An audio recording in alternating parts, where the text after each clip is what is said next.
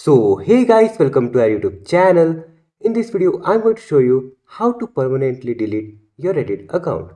So let's begin the video.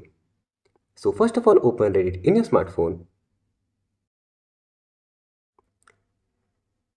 Here in the top right corner, you can see your profile. Click on your profile and then go to the settings.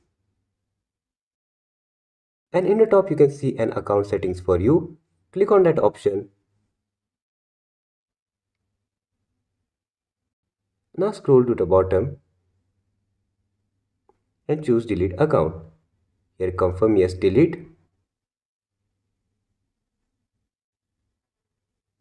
Choose your account that you want to delete.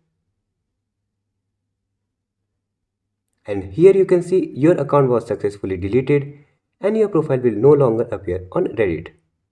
So that's how you can permanently delete your Reddit account. So that's all for today's video. If you like this video, make sure to like and subscribe.